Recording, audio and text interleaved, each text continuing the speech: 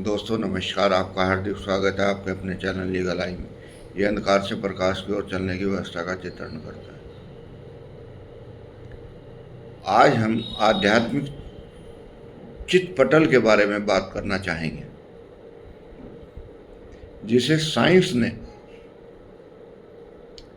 हमारे स्थूल शरीर से, सूक्ष्म शरीर से साधना करके वैज्ञानिकों ने एक स्क्रीन बनाई।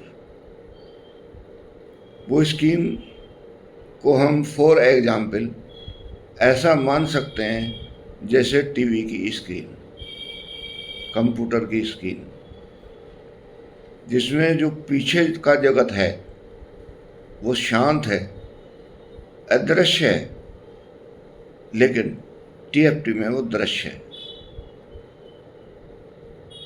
जब भी हमारे यहाँ साधना की बात होती थी तो हमारे ऋषि मुनि कहते थे, अपने चित्त पटल में संस्कार को लाओ, विजुलाइज करो। अगर वो आपके हित का नहीं है तो आप उसको वाश करो। कैसे करो? मंत्र का साबुन लगाओ, प्राण शक्ति की अग्नि दो और ध्यान से आगे बढ़ो।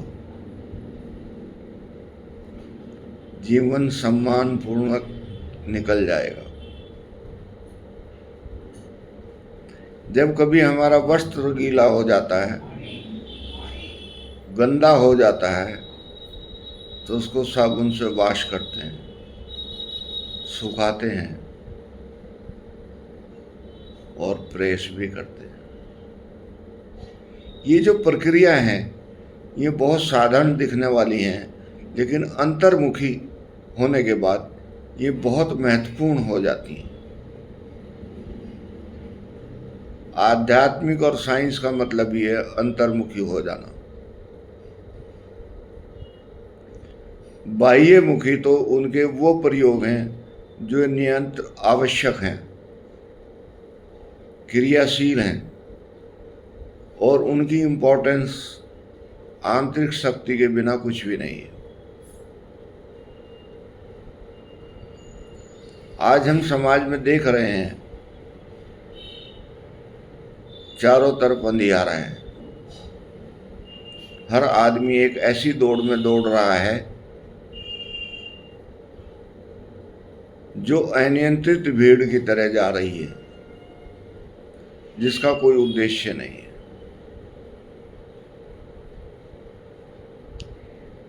ऐसी शिक्षा पद्धति बना दी गई है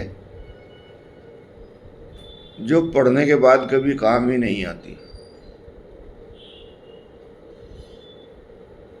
ऐसे संस्कार आ गए हैं जो ये चाहते हैं कि मैं जो चाहता हूँ वही सही है, जो मैं सोचता हूँ वही सही है, बाकी दुनिया में कुछ भी नहीं है। लेकिन इसमें आत्मशक्ति की बहुत आवश्यकता है, जो ये निर्णायक करती है कि जो आप सोच रहे हैं वो सही है भी या नहीं है। क्योंकि दो विरोधी बातें अलग अलग स्तर पर सही हो सकती हैं, लेकिन हम दो विरोधी विचारों को एक दूसरे का दुश्मन मान लेते हैं, जबकि ये सही नहीं है। दो विचार ही तो हैं, उनमें से एक विचार को जो सत्ता से प्रमाणित कर दे, साइंस के थ्रू उसको लॉन्च कर दे, वो भी सार्थक हो सकता है। एक विचार जो आध्यात्मिक से आए और प्रमाणित ना किया जाए, वो विचार भी सत्य नहीं हो सकता। लेकिन क्योंकि दोनों का कॉम्बिनेशन होना जरूरी है, मनुष्य के जीवन में आध्यात्मिक और साइंस का कॉम्बिनेशन जो है वही तरक्की है हमारे लिए। और ये तरक्की इतनी ही आवश्यक है जितना जीने के बाद सांस लेना आवश्यक। और ये सांस प्रभु का चिंतन करते हुए साइंटिफिक रूप से करना चाहिए, ताकि हम यथास्थिति का मूल्यांकन करते रहें। एक आदमी को अगर किसी चीज की इच्छा है और बार बार उसका इस्तेमाल करता रहता है, वो उसका आदी बन जाता है। जैसे एक आदमी हर 1 घंटे बाद चाय पीता है, उसके बाद उसका मस्तिष्क असंतुलित हो जाता है।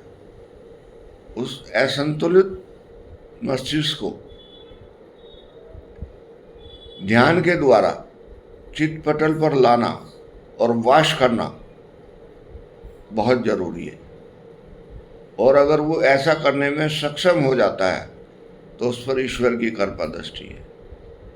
और उसी के लिए हमें कुछ समय ध्यान, जाप और धारणा का प्रयोग करना है और उसको चित्त पटल से बिल्कुल क्लीन करना है। यही जीवन का उद्देश्य है, ताकि हम अपने को मॉडिफाई कर सकें, गलत रास्ते से बंधन लगाकर अपने को सही रास्ते पर ला सकें। ईश्वर की प्रार्थना कर सकें कि हमें सही रास्ते पर लेकर चलें, जिससे आपका मनोबल ना टूटे। ऐसा मेरा विचार है। नमस्कार।